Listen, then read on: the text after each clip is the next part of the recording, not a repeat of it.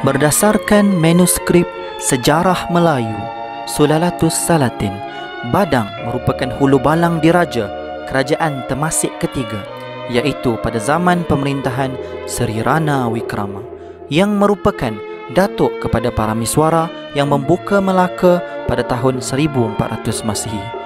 Badang pada asalnya merupakan hamba kepada seorang pertuan tanah perempuan bernama Orang Kaya Nirasura di Seluang Johor.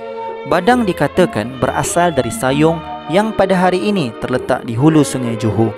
Ada juga sumber lain yang menyebut Badang berasal dari Sungai Sisik yang juga terletak di hulu Sungai Johor. Bagaimana Badang beroleh kegagahannya?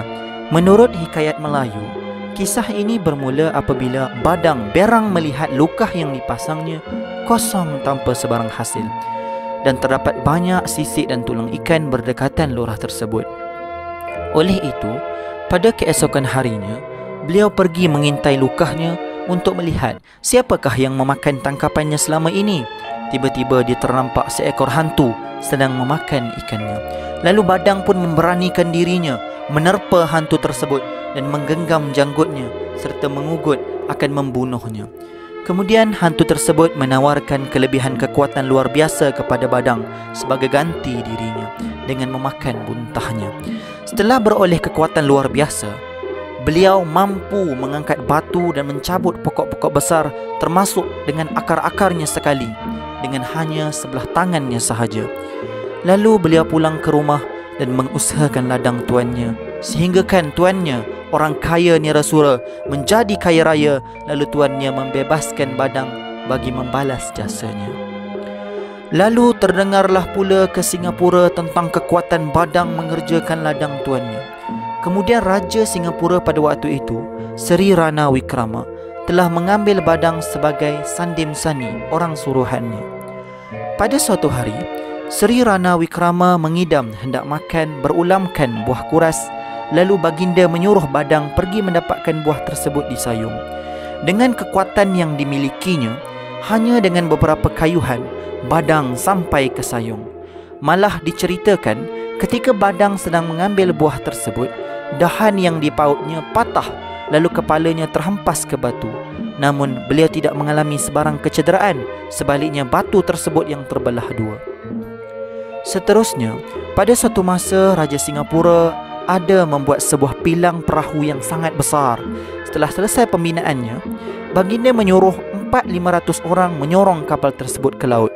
Namun kapal tersebut langsung tidak berganjak dari tempatnya. Kemudian baginda menitahkan Badang menyorongkan kapal tersebut ke laut. Berbekalkan hikmat kekuatan yang dimilikinya, Badang mampu menolak kapal ke laut dengan hanya seorang diri sahaja. Ekoran daripada peristiwa itu, Baginda Sri Rana Wikrama secara rasmi melantik Badang sebagai hulu balang Singapura. Sesudah itu, terdengarlah pula ke benua India ada seorang hulu balang kerajaan Melayu Singapura yang terlalu gagah perkasa orangnya, iaitu Badang.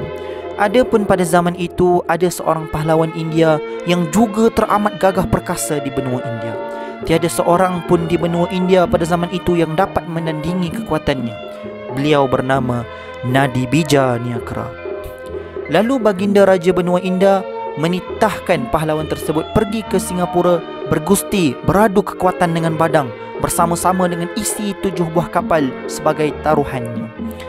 Namun akhirnya tiada satu pun pertandingan yang dapat dimenangi oleh Nadibija Niakara. Semuanya tewas di tangan Badang.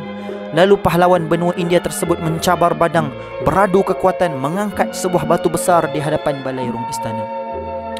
Apabila Nadibija Niakara cuba mengangkat batu besar tersebut, beliau hanya mampu mengangkatnya sehingga ke paras lutut sahaja. Apabila tiba giliran Badang mengangkatnya, maka Badang berjaya mengangkat batu tersebut dengan hanya sebelah tangannya sahaja. Malah dilambung-lambungkannya batu besar tersebut, lalu dilemparkan batu tersebut ke sungai. Maka akhirnya balik pulanglah pahlawan India tersebut ke negerinya dengan kehampaan dan kekalahan. Lalu tersebarlah pula ke negeri Perlak yang pada hari ini terletak di Aceh, Sumatera, Indonesia, bahawa terdapat hulu balang Raja Singapura yang gagah berani. Dalam masa yang sama pada waktu itu di Perlak, terdapat seorang pahlawan yang teramat masyhur kegagahannya di segala negeri, tiada taranya pada zaman itu, iaitu Benderang namanya. Lalu Raja Perlak menitahkan mangku buminya, Perdana Menterinya, Tun Perpatih Pandak, menghantar benderang ke Singapura untuk beradu kekuatan dengan Badang. Kemudian mereka tibalah ke Singapura. Apabila Badang mendengar berita cabaran tersebut, Badang segera meminta rajanya Seri Rana Wikrama membenarkannya terlebih dahulu menguji kekuatan benderang. Kerana pada waktu itu, nama benderang di alam Melayu sudah tidak asing lagi dengan keperkasaannya. Jadi, Badang bimbang akan kalah dan memberi malu kepada rajanya.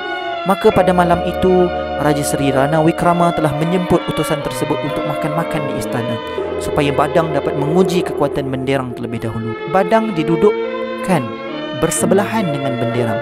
Maka Badang pun menggasak tubuh benderang. Lalu benderang membalasnya dengan menindih peha Badang dan ditekannya sekuat-kuat tenaganya, namun berjaya diangkat oleh Badang. Kemudian Badang pula menindih peha benderang. Lalu benderang pula cuba mengangkat pehanya, namun tiada terangkat oleh benderang. Kemudian setelah tamat majlis santapan tersebut, mereka pulang ke perahunya. Benderang telah menceritakan segala perkara yang berlaku pada malam itu kepada Mangkubumi Tun Perpatih Pandak mengenai kekuatan dan kegagahan Badang, dan meminta untuk menarik diri kerana beliau sedar beliau tidak mampu menewaskan Badang dan bakal memalukan Raja Perlak sekiranya mereka berlawan pada keesokan hari.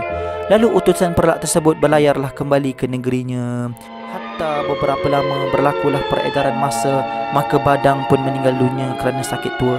Kuburnya pada hari ini terletak di Pulau Buru, Kepulauan Karimun, Indonesia.